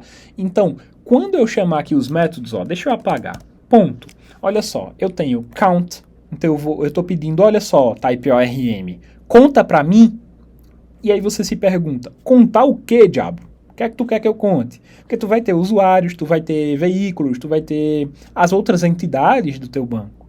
Então, o que é que você quer que eu conte? Aqui a gente indica o que é que a gente quer operar. Beleza? Então aqui eu estou pedindo o repositório de user, do meu usuário. Então, quando eu chamar save, eu estou querendo salvar user. Fechou? Então eu tenho que passar, inclusive, um user, que foi o que a gente acabou de definir. Beleza? Então, pessoal, temos uma função assíncrona aqui, que está com o await, e esse código aqui agora, a minha linha 16, só vai rodar se essa linha de cima tiver sido inserida com sucesso, tiver sido executada com sucesso. Fechou? Então aqui, se tiver dado tudo certo, return res.status 201, né, que é o status de, olha, você criou alguma coisa, tá? Pode ser 200 também, pessoal, novamente, isso aqui é opcional. Tá? Mas é importante manter a consistência. Você pode mandar o que você quiser aqui de número, beleza? Só que cada número tem um significado, tá? Então é importante a gente manter consistência. Então, HTTP codes, tá? Se você vier aqui, você vai saber, respostas informativas, bem-sucedidas, redirecionamento, erro do cliente e erro do servidor, beleza? Aqui, se você vier em imagens, pessoal, deve ter umas tabelinhas, olha só, perfeito, tá? Então, 200, sucesso, 300 aqui, redirecionamento, a gente não usa aqui por enquanto, 400, erro de autorização, proibido, não encontrado, e os erros 500. Tem muita lista aqui, tá, pessoal? Olha só, tem muita lista. Olha só, ok, vê só, então o 200, ok, 201 criado, né, 202 aceito, né, o 400, bad request, quer dizer que o cliente enviou uma requisição mal formatada, né, um erro do cliente, e o 500, né, que a gente manda quando é um erro interno do servidor. O cliente mandou tudo certo, mas a tua API teve problema em realizar as operações, né? Então, o cliente enviando certo, o erro foi interno seu, então, erro 500, tá? Mas, novamente, aqui, se você mandar um erro, eu criei um usuário, vou mandar um código 300 aqui, vai dar certo? Vai. porque o usuário vai receber um 300 lá, não importa, não vai dar erro, tá? Mas vamos manter a consistência, né, pessoal? res.status 201.json, ok, true. Então, o usuário criado, né, pessoal? Vamos fazer o teste agora. Vou vir aqui e send. E olha só, erro ao cadastrar o usuário. O que é que está acontecendo aqui, pessoal? Vamos tentar investigar, tá? Novamente, um erro bem grande, né? Mas a gente tem aqui, ó. Erro. O valor nulo da coluna CPF, né, da relação usuários, users, viola uma constraint de not null, tá? Por padrão, pessoal, a minha entidade user, vamos lá na entidade user. Por padrão, quando eu digo que uma coluna, quando eu uso o decorator column, eu digo que todos esses dados aqui eles são obrigatórios. Beleza? Então, eu estou tentando criar um usuário sem o CPF e eu estou recebendo esse erro aqui. Beleza? A gente pode fazer, pessoal, algumas validações aqui, tá? Eu vou fazer um exemplo aqui. Não vou dar muita continuidade, senão a gente vai se alongar muito. Só que, olha só, aqui em cima, tá? Eu vou apagar aqui. Aqui em cima eu posso fazer condicionais. Usem o conhecimento de TypeScript de vocês, de JavaScript agora, tá? If rec.body.cpf, e aqui exclamação, ou seja, se não existir o CPF, se o usuário não mandou o CPF, eu posso já retornar aqui, ó, return, ou seja, isso aqui não vai rodar aqui embaixo, eu já posso retornar aqui, res.status 400 bad request, lembra? Então, se o usuário não mandou o CPF, ele mandou uma requisição ruim para mim, né? Então, 400.send, ok, false, e uma mensagem, o CPF é obrigatório, fechou? Então, olha só o que acontece se eu mandar de novo. CPF é obrigatório. Erro 400. E uma mensagem amigável, pessoal. Não mais isso aqui, ó. Já imaginou se eu mando isso aqui tudo para o usuário? O que é que o usuário vai fazer com isso aqui, pessoal? Tá? Então, mensagem amigável. Estamos tratando aqui nossos erros. Fechou? Então, agora eu sou obrigado a mandar aqui, ó, um CPF. Então, vou gerar um CPF aqui. E vou descer aqui, vou mandar, ó, erro ao cadastrar o usuário. O que, que a gente está tendo aqui? Ah, tá, pessoal. A gente, no nosso controller, faltou a gente fazer isso aqui, ó. User.cpf é igual a rec.body.cpf. Fechou? Agora sim. Se eu vier aqui, send, olha só, pessoal, 201, ok, true. Ou seja, vamos lá no nosso banco de dados, rodar, tá aqui meu usuário, pessoal. Fechou? Já com o ID automático aqui, com o nome, e-mail, senha e CPF. Beleza? Cadastrado, pessoal. Porém, você me pergunta, professor, e se eu quisesse deixar o CPF opcional? Quero que o cara mande sem CPF e que ainda não dê erro. É simples, pessoal. Eu só preciso configurar aqui na minha entidade. Lembra que eu posso passar parâmetros? Eu posso passar parâmetro aqui para o column também, tá? Que parâmetro eu vou passar aqui, pessoal? Um objeto. Esse objeto vai ter várias propriedades. Se vocês pedirem a sugestão, vocês vão ter aqui todas as configurações que essa coluna pode ter, pessoal. Então, olha o poder de um ORM, né? Esse é o poder de um ORM, né? A gente conseguir configurar com sintaxe TypeScript, né? Essas configurações de banco de dados, beleza? Aqui, pessoal, eu vou configurar nullable true, ou seja, eu quero que esse meu campo seja nullable, que ele possa ser nulo, beleza?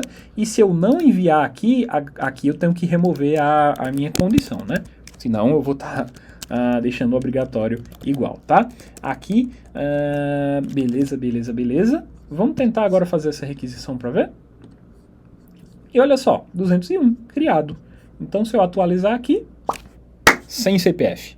Perfeito? Então, vocês têm aqui já um alto nível de controle sobre a aplicação de vocês. Beleza? Então, só para a gente finalizar, né, a gente precisa implementar... Nossas rotas Express, elas já foram implementadas aqui, né? Já temos as nossas rotas. A gente só precisa criar as regras de negócio do CRUD, que é exatamente o que a gente está fazendo agora. Fizemos o C do CRUD, que é o Create, né? Então já temos aqui a nossa rota de Create, né, os nossos usuários. Vamos implementar então no nosso controller a rota de listar, Então, export const listar usuários, tá? Vamos seguir aqui a mesma lógica. Rec request has response e a nossa funçãozinha. O que é que a gente vai fazer aqui, pessoal? Try catch de novo. Error. E aqui eu vou fazer a mesma coisa, tá? Vou copiar isso aqui. E aqui eu vou dar um console log, porque eu preciso, enquanto isso aqui, pessoal, vai para o cliente, tá? Mas eu preciso, enquanto desenvolvedor, no caso de acontecer um erro, que isso fique disponível para mim no painel, tá? Então, erro ao listar usuários. Que isso fique disponível para mim no console, tá? Porque o que vai para o usuário você não vai ver, né? Então, eu preciso disponibilizar isso aqui para mim no console. Fechou? Então, vamos lá, pessoal. Ok. Deixa eu só responder uma mensagem aqui. Rapidão. Ok. Vamos lá, pessoal. Então, vamos continuar a nossa implementação. O que é que a gente vai fazer aqui, pessoal? Bom, aqui é ainda mais simples, pessoal. Eu vou criar minha variável users, que é uma lista de usuários, e eu vou dizer que isso é await. Eu vou esperar, né, a requisição. App data source.get repository. Então, eu estou querendo manipular usuários. Beleza? User. Opa. Que isso? Ponto find. Literalmente find. Busque os usuários. Poderia ser mais simples do que isso, pessoal? Não, né? Então aqui o que é que eu vou fazer agora? Return has.status 200.send ou .json ok true e users. Fechou? Vamos testar agora, pessoal? Opa, deixa eu ver o que é isso aqui. Ok. Tem uma linha não utilizada aqui, tá, pessoal? Por quê? Aqui, ó, então, no meu try catch, se isso aqui der certo, eu vou retornar aqui. Se der erro, eu vou retornar aqui. Então, eu não tenho como chegar aqui embaixo. Então, não tem motivo para eu ter código aqui, tá? Então, aqui embaixo, pessoal, olha só. Chamei os usuários do meu banco de dados através do type ORM. E aqui eu mandei os usuários como resposta da requisição. Fechou? Então, listar usuários está construído. Só preciso vir aqui agora no meu get, listar usuários. Fechou, pessoal? Vamos fazer a requisição get aqui agora. Users. Olha só, pessoal, resposta 200 ok e users, uma lista com os usuários salvos no banco. Olha só que legal, né, pessoal? Está sendo formado o nosso CRUD aí, hein? Então, nosso get já foi, né? Vamos agora criar, né? A gente já fez aqui, então, o read, né? Que é o ler, beleza? Do nosso CRUD. Vamos para o U de update, de atualizar, tá, pessoal? Então, o que é que a gente vai fazer aqui? Aqui fica só um pouquinho mais complicado, não é nada demais, vocês vão ver. Export const atualizar usuário, beleza? Função assíncrona, exatamente com a mesma escrita. Response. Beleza? O que é que eu vou fazer aqui agora, pessoal? Eu preciso identificar qual que é o ID do usuário que eu quero atualizar. Qual que é o usuário que eu quero atualizar? E eu tenho várias formas de fazer isso, tá? Eu posso passar como o meu body, eu posso passar como um parâmetro do body, só que o mais comum é a gente fazer o seguinte, ó. É a gente vir aqui, e aqui eu vou usar o put para atualizar. Poderia usar o patch. Tem o put e o patch. O put é quando eu quero atualizar toda a minha entidade. E o patch é quando eu quero atualizar só algumas propriedades da minha entidade. Beleza? Então eu vou usar o patch aqui na real, tá? Mas é opcional. Você pode configurar o comportamento de atualizar todos os dados no patch e dados opcionais no put. Beleza? Assim como você também pode atualizar dados de usuário no post. O comportamento da requisição, pessoal, quem define são vocês. Novamente, você pode retornar o código 205 para o usuário aqui? Pode, tá? Só que a gente precisa manter consistência, tá? Eu posso atualizar, professor, posso mandar um post e aqui eu posso rodar, por exemplo, olha só, tá vendo o método post? Eu posso vir aqui e dizer, ó, listar usuários. o comportamento quem diz sou eu, beleza? Só que vai ser confuso, né, pessoal? A gente tem os padrões definidos, né? Vamos respeitar aí esses padrões, beleza? Então, eu vou trocar aqui put por pet, porque eu quero poder atualizar só o CPF do cara, sem ter que mandar todos os outros dados, tá? Então, vou mandar o pet aqui para poder atualizar parcialmente, beleza? O que é que eu vou fazer de novo aqui, pessoal? Olha só. Primeiro, né, a gente precisa obter o ID do usuário. Então, eu preciso passar aqui, olha só, eu mandaria um método pet. E aqui, pessoal, eu vou mandar users barra 3, que é o ID 3 aqui, tá? Ou 4, beleza? Aqui eu vou mandar o ID do usuário, fechou? Aqui eu vou mandar o ID. Então, no meu Express, eu preciso indicar que eu vou receber aqui um user ID. Beleza? Ou um ID. Aqui eu estou nomeando uma variável, tá? Eu posso colocar literalmente identificação, posso colocar o que eu quiser, resumindo, beleza? Só que eu vou chamar de user ID para ficar claro que isso é um user ID, que o número que eu vou passar aqui é um ID, é um user ID, fechou? E aí, como que eu pego esse user ID agora dentro do meu método, pessoal? Percebam que o nosso objeto request está disponível aqui para gente. Então, const id é igual a rec.params.user_id. Beleza? E esse user ID, eu só coloco o nome que está aqui. Esse nome é opcional. Se eu quisesse colocar aqui id de usuário, eu só teria que fazer isso aqui. Fechou? É só deixar igual, mas aqui é totalmente opcional, beleza? É totalmente a escolha de vocês, fechou? Então aqui eu já tenho o ID que o cara tá me mandando. Então se eu colocar 3 aqui, a ID aqui vai ser 3, beleza? Se colocar 4, vai ser 4, fechou? Então, o que é que a gente precisa fazer agora, pessoal? Novamente, vamos de try catch, né? Porque eu vou precisar pegar o meu usuário, tá? Deixa eu mandar aqui.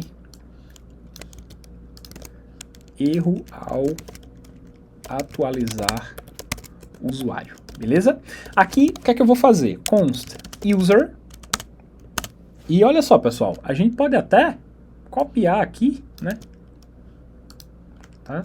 Colar aqui, só que eu não vou ter users, eu vou ter um user só. Então, await app data source, nossa conexão com o banco, no repositório usuário, tá? Eu vou mandar um find. Só que não find do jeito que está aqui. Eu vou mandar find one. Busque um, beleza? Percebe que o find aqui eu tenho users. Então ele vai achar todos os usuários com as condições que eu colocar aqui. Como eu não coloquei condição, pessoal, ele vai achar todos os usuários. Mas aqui eu tenho find one. Ó, ache um usuário para mim. Agora eu preciso passar os parâmetros, né, de busca desse usuário. Objetinho, vou passar aqui o where, que é onde, né, é a minha condição, um novo objeto, beleza? E aqui, pessoal, eu passo o que é que eu quero buscar. Então, where id igual a id, que é o meu id aqui. Ou seja, ache para mim um usuário onde o ID desse usuário seja igual ao ID que eu estou buscando aqui. Beleza?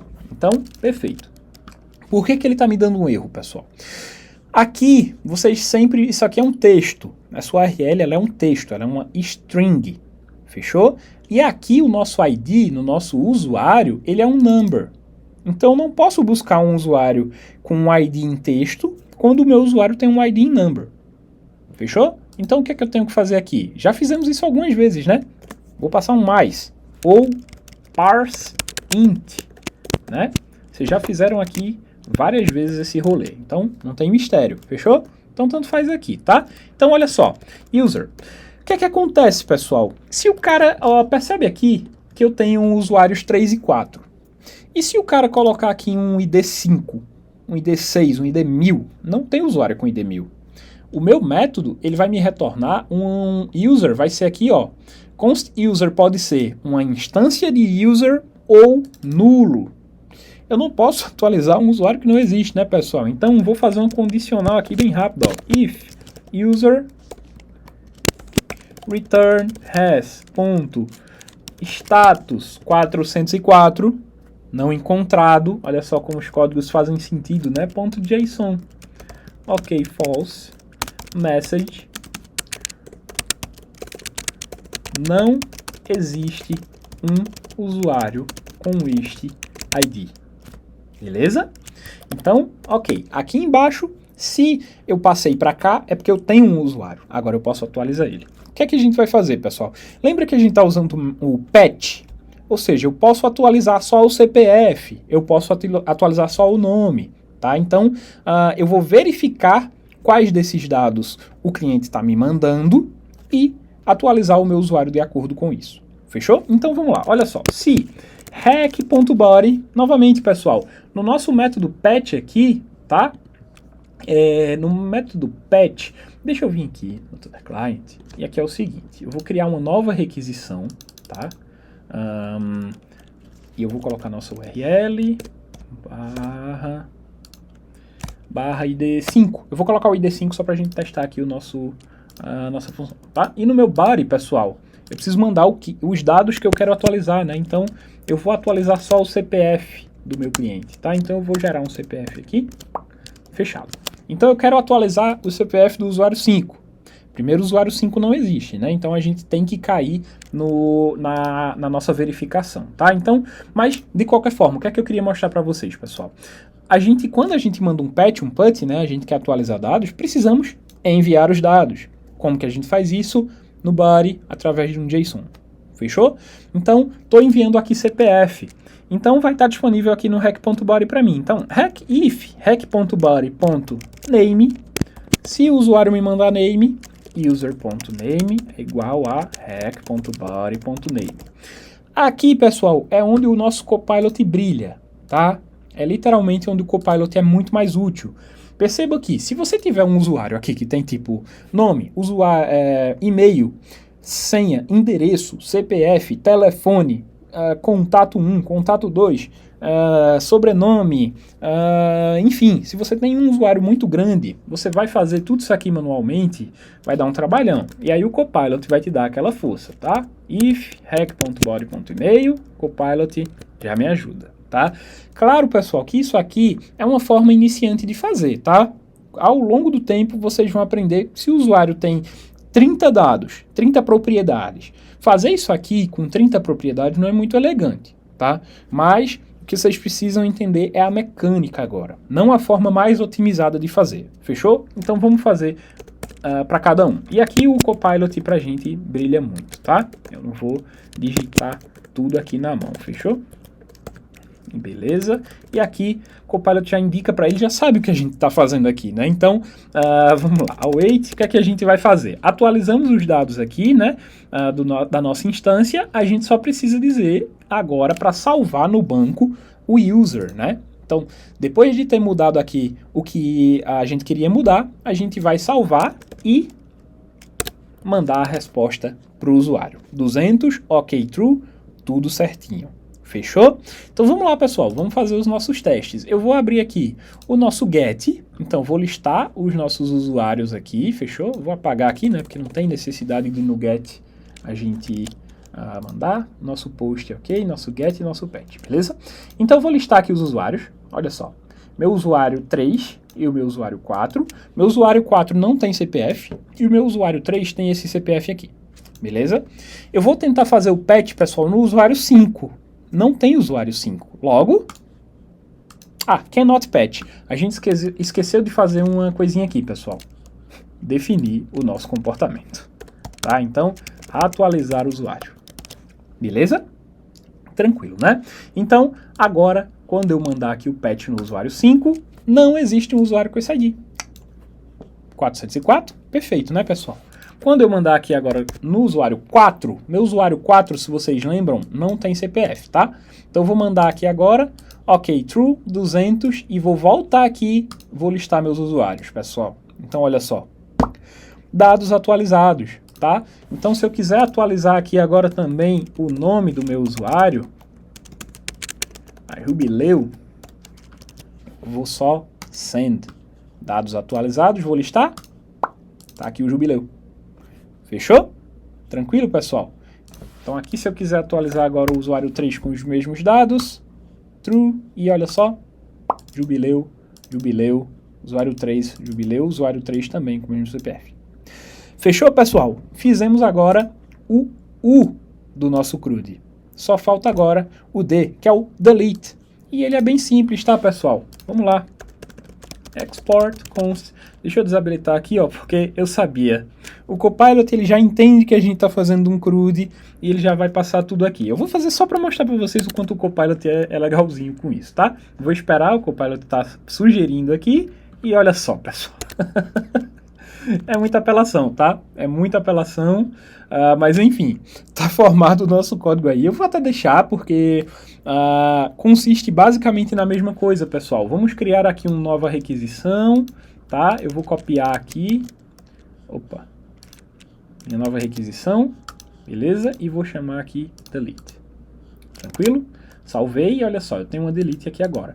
Pessoal, mesma coisa, tá? Eu vou passar aqui, né? Deixa eu voltar aqui no meu app. Eu vou passar aqui o meu delete. Eu preciso identificar qual usuário eu quero deletar, tá? Então, barra user ID. Fechou? E aqui eu mando o ID, né? No delete. Deixa eu fechar aqui que tá uma confusão danada. Tá? Então, aqui no meu delete, eu preciso indicar o usuário. Se eu indicar um usuário que não existe, novamente, eu faço a verificação, tá? Ó, eu busco o usuário, find one, igual, verifico se o usuário existe, não existe um usuário, e aqui eu rodo o comando .delete. É um comando que o TypeORM oferece pra gente, tá? Então, delete o meu user. Fechou, pessoal? E aqui eu retorno para o usuário, olha, ok, true, seu usuário foi excluído, tá? E aí o Copilot já faz a tradução, já coloca os textos, enfim, ele já me ajuda bastante com essas tarefas mais simples e repetitivas. Fechou? Então agora, pessoal, vamos fazer nossos testes, né? Então se eu mandar aqui um delete, opa, faltou aqui, né? A gente definir o comportamento. Deletar, excluir, como foi o método que ele criou aqui? Deletar o usuário. Deletar o usuário. Beleza? Então agora, se eu mandar aqui o delete, não existe um usuário com esse ID. Se eu mandar o usuário 3, olha só, ok, true. Agora eu vou mandar o get para listar os usuários e não mais usuário 3.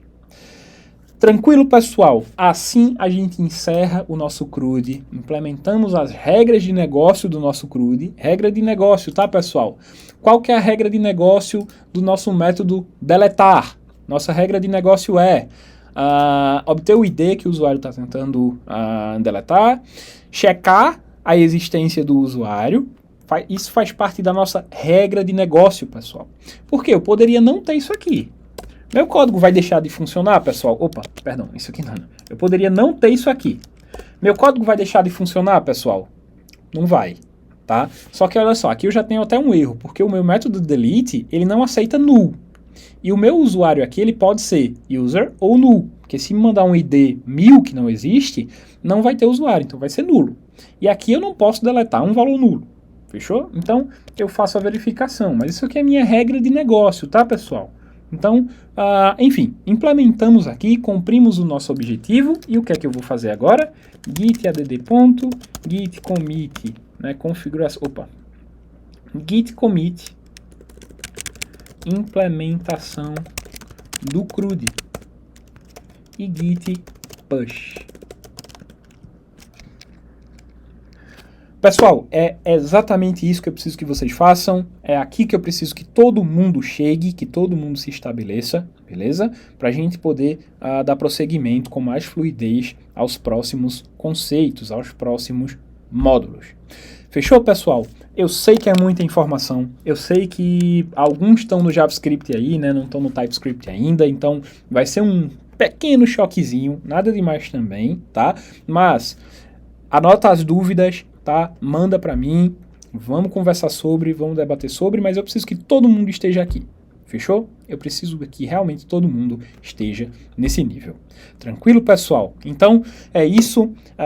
Agradeço aí a paciência de todos, né, por ter esperado aí por essa aula. Espero que possa ajudar aí vocês com as dificuldades de vocês, né? Se tem alguma dúvida, sempre conta comigo. No Discord, tá, pessoal? Comunicação só via Discord, né, como vocês já sabem, aí desde as últimas semanas, tá?